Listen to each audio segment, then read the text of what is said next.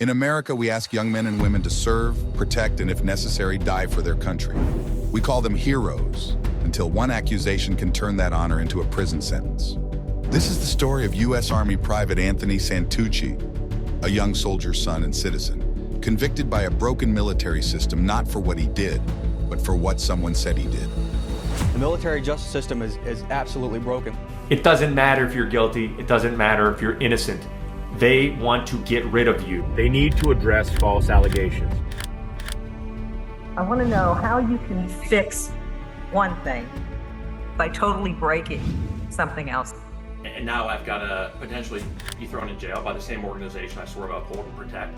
She or he becomes a special victim without any adjudication whatsoever. Who can be trusted to fix the problem? They are the men and women who defend our country and preserve our peace and freedom. They have never let America down. We will not let them down.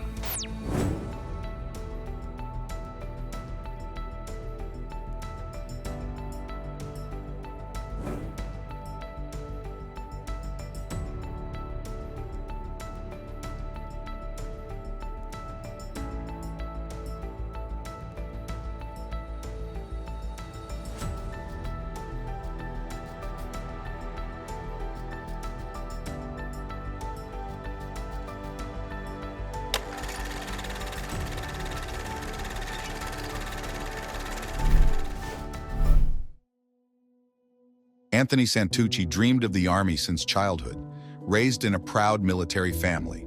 His father served. His uncles were Marines and airmen.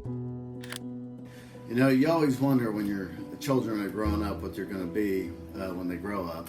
And we didn't have that problem. We kind of knew what Anthony was going to do. Anthony's path seemed inevitable. As a child, he played Army games in camouflage overalls and carried a wooden rifle carved by his grandfather.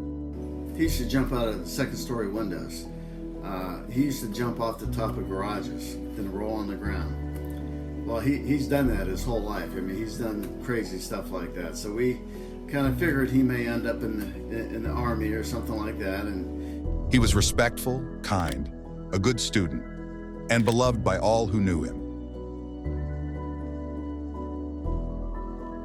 All of his life he wanted to be in the Army, and he wanted to be the Airborne Infantry. He went down to the recruiter's office, and then when he was at the recruiter's office, he tried to get into the Airborne division, but he couldn't because they weren't taking anybody at that time. They told Anthony, in the meantime, they said, you know, how would you like to train with us? Well, so he said yeah, and they trained for almost a year. When the Army announced new openings in the Airborne Infantry, Anthony didn't hesitate. It was the moment he had been waiting for, and he enlisted immediately. He was born for this. The uniform didn't make him a soldier. The soldier was already inside the boy.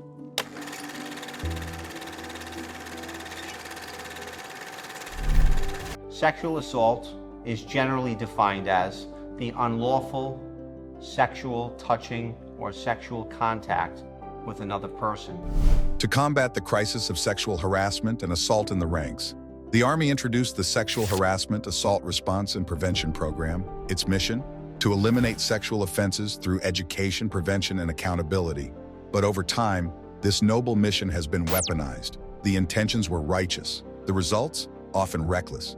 Elizabeth Coast is going to jail for telling a lie that sent a man to prison for 4.5 years. How hard is it for a defendant to get a good investigation of their side of the story, of the truth, basically? Through the military? Yeah. That's impossible. The woman eventually admitted she made the whole thing up. The prosecution of sexual assault is just rampant in the military. With Congress and the military senior leadership, they've cast this incredibly broad net out there. And there's several problems with the SHARP program. That this program reverses the sacrosanct presumption of innocence. In other words, you are presumed innocent. However, upon mere accusation nowadays in the military, where a person alleges sexual assault, she or he becomes a special victim without any adjudication whatsoever. I hear words like, always believe the victim. Well, I am the victim, and the military helped make it so. Following decades of underreporting and command cover-ups, public pressure mounted. Congress demanded reform. Army leadership responded with hardline measures. Combating sexual assault and sexual harassment within our ranks is our #1 priority. Making accusations stickier, investigations quicker, and convictions easier. Unwanted sexual contact is everything from somebody looking at you sideways when they shouldn't, to someone pushing you up against the wall and brutally raping you. The burden of proof lowered. The presumption of innocence erased. Not every single commander can distinguish between a slap on the ass and a rape. 40% of the military cases that are being tried, 40% of those are for falsely accused unjustly and convicted. In military courts, I think we're in a battle right now where I am very fearful the rights of the accused are going to be forgotten.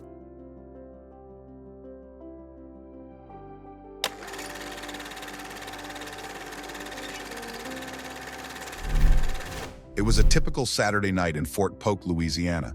Anthony and friends visited the Paradise Bar, a common off-duty hangout. So when he was 21, he had just turned 21 a couple of months before, him and his buddies went to a bar. That's what everybody does on a Saturday night by a base where there's nothing else. That's where he met her. A woman, married, 4 children, said she was divorcing her husband. She initiated the conversation, the flirting, the touching. The 27-year-old married mother of 4 approached him at a bar. Witnesses watched them kiss, dance, and laugh together. At one point, she even grabbed him sexually on the dance floor. She asked if he wanted to go back to his room to play. He agreed. The so-called victim picked up Anthony in a bar. She drove him to his barracks. She drove him onto base, passing through a military checkpoint, face to face with MPs, without concern. They went to his barracks and had consensual sex. Anthony even paused during intimacy to explicitly ask for continued consent. She agreed, twice. They went into his barracks, they had consensual sex. At one point, she said she didn't want him to see her C-section scars, so she wanted to leave her top on. She had a 6-month-old at home, plus 3 other children, and a husband. Afterward, he asked for her number. She said no. She shared a phone with her husband. She kissed him, walked out, and drove home alone. Everything at that point seemed normal. Wait. So this woman was married and had children. Okay, yes. All right. Yeah, 4 kids. Did he know this when? Well, she told him that she was married, but she was getting a divorce. She went into his room. She had sex with him. She kissed him goodbye, and she drove herself home. All of these facts are verified by the registered nurse who testified that all physical evidence was consistent with consensual sex. But then came the call. She called 911. She wasn't reporting a crime. She repeatedly asked for the morning after pill and STD tests. The operator pressed, was she assaulted? After hesitation, she said yes. She told the operator when she called 911, I need the morning after pill. Is that the first thing that you lead with when you've just been raped? No. She never gave the name of her alleged attacker, never the bar, never wanted to give DNA. She became hysterical thinking, what if she has another baby? So she called 911, was asking for the morning after pill. So often what we come across in defending sex assault cases is a problem of false allegations. In sex assault allegations, it's a he said, she said, or a he said. And often that person making the allegation has a significant other who found out that they strayed from their relationship. And once they find out about that, rather than just coming clean, the accuser doubles down and says, nope, it wasn't me. I didn't willfully engage in that conduct. I passed out or I was asleep. I woke up and they were on top of me. She was erratic, hysterical, because she had taken 2 medications known to cause hysteria when mixed with alcohol. Why she ended up calling this in as a sexual assault is still baffling to me. She had what back in my day we called hickeys. How's she going to explain that to a husband? She went to the ER. She said she couldn't remember who the person was. And I've been a nurse for 42 years and it has always bothered me that she allowed a full exam. The hospital offered to collect DNA. She refused. Why? If you were truly assaulted, wouldn't you want to identify who did it? She refused specifically a DNA swab. If you had just been raped, wouldn't you want to know who that was? That's the only way you're going to find them if you don't know who they are. The Army's Criminal Investigation Division, or CID, began piecing together the night. They pulled bar surveillance, found Anthony. He cooperated immediately, told the truth, admitted to sex, but emphasized it was consensual, offered to take a lie detector. They refused. There was no investigation in his favor, no interviews with her neighbors, no inquiry into her call history, no retrieval of all bar footage, no attempt to understand the full picture. The Army wasn't searching for the truth. They were hunting a conviction. It doesn't matter if you're guilty. It doesn't matter if you're innocent. They want to get rid of you. And these American soldiers who swore to uphold and defend the Constitution have been deprived every right contained within the Constitution. Most notably, they were presumed guilty upon accusation rather than innocent until proven guilty. But I think by and large, a major problem with our military justice system is defense offices. Defense officers are not given the tools they need to investigate cases properly. And now I've got to potentially be thrown in jail by the same organization I swore to uphold and protect, and I'm willing to, charge the hill or die on the hill for. Department of Defense that investigate these kind of crimes, Matt, really they are there to determine whether probable cause exists. And what gets forgotten in that, right? What gets forgotten in that is the theory of defense. It's not their job. Unlawful command influence is a major problem. There's military officers that push cases to court without any evidence to back it up, just to save their careers. By applying a victim-centered approach to justice, that assumes one thing from the start. We have a victim. That means someone committed a crime. That means you're guilty.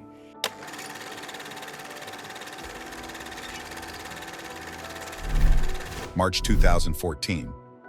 Anthony stood trial in a court-martial. His military attorney told him not to worry. There was no evidence. At most, a slap on the wrist for adultery, despite Anthony not being married. He was wrong. The trial lasted 2 days. The jury, 4 had personal ties to sexual assault victims. 3 were from his own chain of command.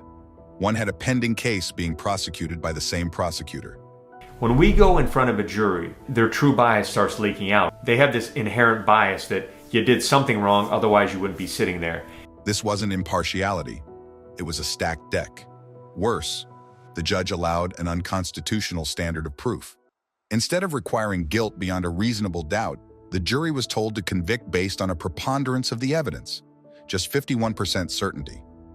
In Santucci, there is a case on all fours, which means it is directly relevant and related, from the 10th Circuit, the court sitting above the Kansas District Court, which states that if you provide a faulty jury instruction to the members of a jury in the contested part of a court-martial, and that instruction about reasonable doubt is inaccurate, then the accused is entitled to habeas corpus relief. That's precisely what happened in Anthony's case. Even though the defense counsel asked the military judge for an instruction on Anthony's reasonable mistake, in other words, mistake of fact as to consent, there were 15 to 17 points of evidence that were introduced at trial that justified giving the mistake of fact instruction to the jury. And had the jury believed that Anthony himself reasonably believed that the victim consented to intercourse, and that belief, Anthony's belief, was objectively reasonable, that was a complete defense to all of the sexual allegations in this case. But the jury never knew that they could send him home. The jury never knew that they could acquit him and find him not guilty based upon that, because the judge wrongfully and unconstitutionally refused to tell the jury that that affirmative and complete defense to the allegations in this case existed and was potentially meritorious to send Anthony home. The Constitution requires near certainty. They convicted on a coin flip. Anthony was sentenced to 20 years in Fort Leavenworth. Anthony was 22. Anthony missed 11 birthdays. His family, heartbroken, turned to rage. They pored over the trial transcripts and were appalled. Evidence was missed. Key questions were never asked. Her credibility was never challenged. She lied to her husband, lied to investigators, claimed trauma, yet was photographed partying weeks later, claimed fear, yet entered a new relationship shortly after. None of this made it to court. A polygraph in 2019 confirmed Anthony was telling the truth. The expert said there was no deception detected. He passed with flying colors, but none of that matters in a system where conviction means closure, even if it's built on fiction. He passed a polygraph examination, a lie detector test, proving that he's telling the truth about the consensual nature of the actions in question that night. As a longtime criminal defense attorney, I assure you that there is a 95% probability that no civilian jury could have returned a guilty verdict under these circumstances. They don't care if your son served 25 years in combat, if they've never been accused. Anthony's case isn't unique. Dozens of soldiers across the country, young, ambitious, innocent, have been swept into the same broken pipeline. How many other former military men were treated just like me, and how would you feel if you were forced unjustly to become a sex offender? Why? Because political pressure demands convictions. Because SHARP statistics must improve. Because military careers now hinge on zero tolerance, not balanced justice.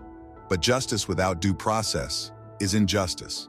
What parent would want their child to join an army that turns its back on its own, sacrificing the very soldiers sworn to serve and protect it?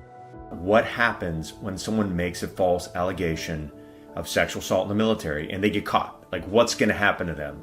And the answer is nothing. Nothing. They're probably going to get promoted. They're going to get a bunch of benefits. They're still going to be called the victim. They're going to be called a survivor, and nothing is going to happen to them.